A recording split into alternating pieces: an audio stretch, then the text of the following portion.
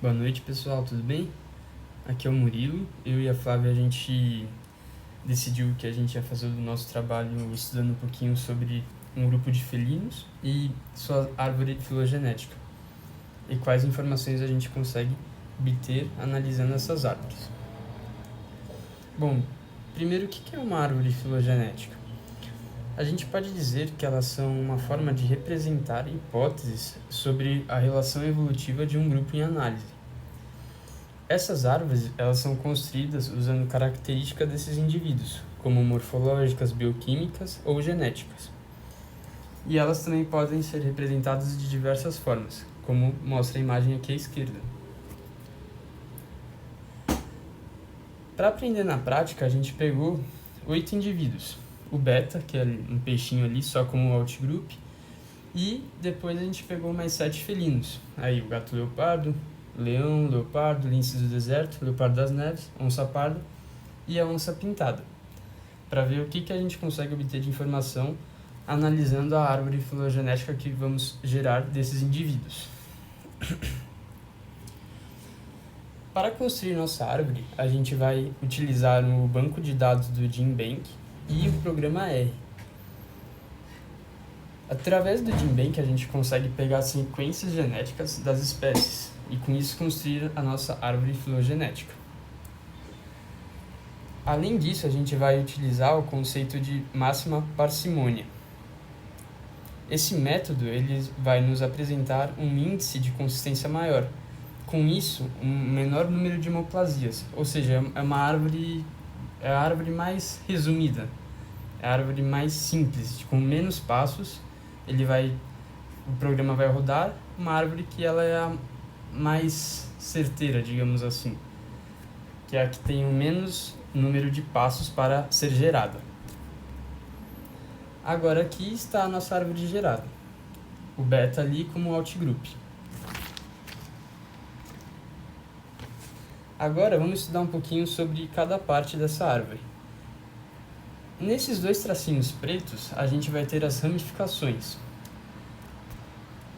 que mostra a história única de cada espécie. Agora vamos ver um pouquinho sobre a divisória do leopardo das neves, da onça pintada e do leão. Esses pontinhos em amarelo, eles são os nossos pontos de ramificação. Através deles, a gente consegue identificar os ancestrais comuns entre as espécies. Por exemplo, no ponto 1, mostra o ancestral comum entre o leopardo das neves e a onça pintada. Já no ponto 2, vai mostrar o ancestral comum entre o leão, a onça pintada e o leopardo das neves. Em relação ao tempo, a gente consegue obter alguma informação? Sim. Lendo a árvore, a gente sempre vai ler ela da esquerda para a direita, nesse caso da imagem.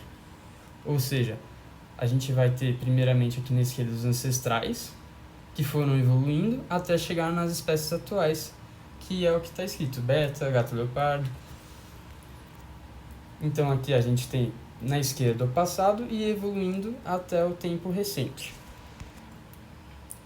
Outra informação que a gente pode obter é em relação aos clados. Como que a gente consegue identificar um clado? Um clado é quando você tem um grupo de indivíduos que eles vão sempre divergir de um ancestral comum. Por exemplo, eu peguei essas 4 espécies aqui. Todas elas têm como ancestral único comum? Sim. Agora, o beta. O beta também é um clado, porque ele só tem um único ancestral comum. Agora, o gato leopardo e lince do deserto. Não é um clado, porque ele não vai apresentar um ancestral único comum, e sim 2. Então, a gente pode concluir que ele não vai ser um clado. Outra informação que a gente também pode obter através da análise de árvores filogenéticas é a relação entre espécies. Por exemplo, o leopardo das neves, onça pintada e o leão. Como a gente consegue relacionar essas espécies?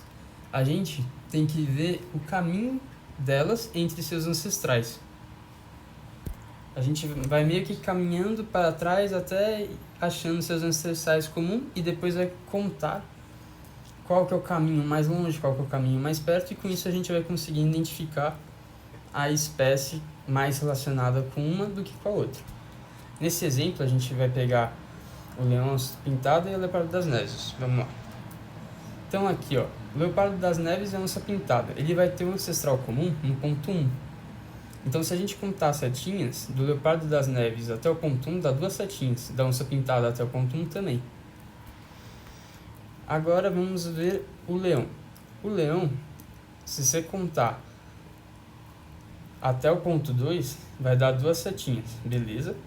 Agora vamos ver a onça pintada, vai dar 1, 2, 3, 4. Ou seja, o ancestral comum da onça pintada com o leão é bem mais distante do que o ancestral comum da onça pintada com o leopardo das neves. Logo, a gente pode concluir que a onça pintada ela é mais relacionada com o leopardo das neves do que com o leão. Logo, a gente pode perceber que as árvores filogenéticas elas são uma forma muito rápida de a gente conseguir tirar várias informações de um grupo de indivíduos. Aqui é uma foto que eu coloquei, que a gente até viu no início do curso, que ela mostra a árvore da vida. Ela é bem mais complexa. Olha só a quantidade de ramificações que tem, de especiações. Ela mostra todos os grupos. E com isso a gente conclui nosso trabalho. Muito obrigado, até a próxima.